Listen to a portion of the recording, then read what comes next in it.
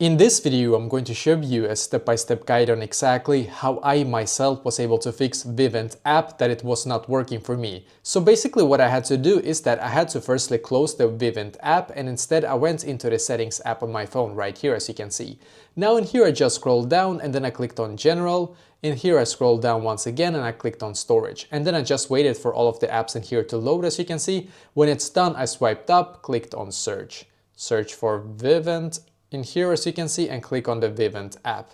Now on this page right here, click on upload app, and as you can see in here it says upload app again, so just click on it.